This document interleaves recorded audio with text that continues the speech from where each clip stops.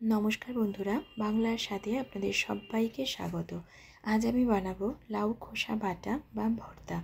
लाउएर खोसा आमरा साधारणत डालेर पाते भाजा करे खेये थाकि, तबे एकघेयेमी सेई रेसिपि थेके बेरिये आसते चाइले एटा आपनारा ट्राई करे देखते पारेन, जेटा गरम भातेर साथे खेते दारुण लागे। चलुन ताहले देखे नेওয়া যাক आजकेर भिडियोटी। लाउ खोसा बाटार जोन्नो प्रथमेई आमी एक केजी परिमाण लाउएर खोसा एकटू सरु सरु करे केटे निয়েছি যাতে এটা बेटे निते सुविधा हय। तारपर भालो करे धुए निये एखन एकटा ससप्यानेर मধ্যে दिए दिलाम। एबार एर मধ্যে दिए दिচ্ছি हाफ काप परिमाणे जल। अतिरिक्त जल किन्तु एते देবার दरकार नेই। এখন দিয়ে দিচ্ছি হাফ চা চামচ পরিমাণে লবণ। এবারে নাড়াচাড়া করে লবণটাকে লাউয়ের খোসা আর জলের সাথে একটু ভালোভাবে মিশিয়ে দিয়ে ঢাকা চাপা দিয়ে এটাকে মোটামুটি মিডিয়াম ফ্লেমে রেখে 3 থেকে 4 মিনিটের জন্য একটু ভাপিয়ে নেব। অতিরিক্ত কিন্তু গলে যাওয়া পর্যন্ত এটাকে সিদ্ধ করে নেবার দরকার নেই। 3-4 মিনিট একটু ভাপিয়ে নিয়েছি, তারপর একটা স্ট্রেনারের উপরে রেখে দিয়েছি। এখন একটু দেখিয়ে দিই, দেখুন এটা সিদ্ধ হয়েছে কিন্তু একদম গলে যায়নি। এবারে এটাকে বেটে নিতে হবে, সেজন্য একটা মিক্সির জারের মধ্যে আমি এই ভাপিয়ে নেওয়া লাউ খোসাগুলোকে দিয়ে দিচ্ছি। এবার এর মধ্যে দিয়ে দিচ্ছি নারকেল কোড়া। আমি এখানে একটা নারকেলের অর্ধেক মালাকে কুড়িয়ে নিয়েছি, যেটা কাপ হিসেবে মাপলে মোটামুটি হাফ কাপ পরিমাণে নারকেল আছে। আমার কাছে নারকেল ছিল তাই আমি নারকেলটা ব্যবহার করেছি, আপনাদের কাছে যদি না থাকে না দিয়েও বাটতে পারেন।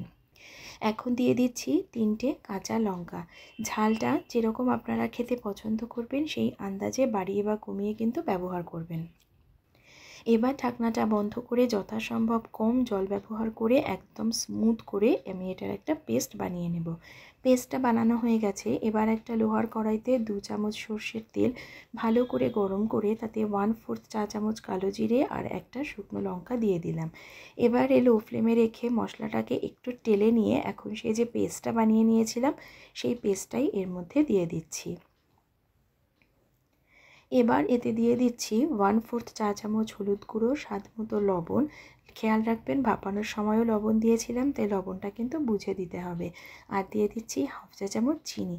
যেহেতু সম্পূর্ণ নিরামিষভাবে বানিয়েছি তাই আমি টেস্টটা ব্যালেন্স করার জন্য একটু চিনি দিয়েছি, তাতে করে খেতে ভালো লাগবে। তবে আপনারা না চাইলে নাও দিতে পারেন। আর চিনিটা অবশ্যই যে নারকেলটা ব্যবহার করছেন তার মিষ্টত্ব বুঝে কিন্তু দেবেন। এবারে খুব ভালো করে মিডিয়াম লো ফ্লেমে রেখে একটু সময় ধরে নাড়াচাড়া করতে করতে রান্না করে নিতে হবে। এখন যে হালকা জলজলে ভাবটা আছে সেটা সম্পূর্ণভাবে শুকিয়ে গিয়ে একদম আটা মাখার মতন একটা মণ্ড তৈরি হবে এবং কড়াই থেকে উঠে আসতে চাইবে। সেই পর্যায় পর্যন্ত কিন্তু এটাকে ভালোভাবে একটু রান্না করতে হবে। আর আমি আজকে এর মধ্যে কোনো রকম পেঁয়াজ রসুন ব্যবহার করিনি, এটা সম্পূর্ণ নিরামিষভাবে বানিয়েছি।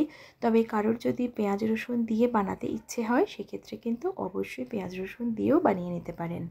মোটামুটি 8-10 মিনিট সময় ধরে আমি মিডিয়াম লো ফ্লেমে রেখে এটাকে ভালো করে নাড়াচাড়া করে যে জলজলে ভাবটা ছিল সেটাকে শুকিয়ে নিয়েছি।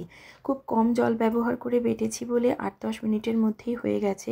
আপনারা যদি বেশি জল দিয়ে বাটেন তাহলে কিন্তু জল শুকোতে অনেকটা সময় লাগবে, তাই আমি একটু কম জল দিয়ে এটাকে স্মুথ একটা পেস্ট করে নিতে বলেছি। তবে যদি মিক্সিতে অসুবিধা হয় সেক্ষেত্রে শিলপাটাতেও বেটে নিতে পারেন। আমার এই বাটাটা কিন্তু রেডি হয়ে গেছে। আপনারা এই সময় আপনাদের টেস্ট অনুযায়ী লবণ আর ঝালটা একটু চেক করে নেবেন। তৈরি হয়ে গেল লাউ খোসা বাটা বা ভর্তা। রেসিপিটি আপনাদের কেমন লাগলো আমায় কমেন্ট করে জানাবেন এবং আমার রেসিপিটি শেষ পর্যন্ত দেখার জন্য সকলকে জানাই অসংখ্য ধন্যবাদ।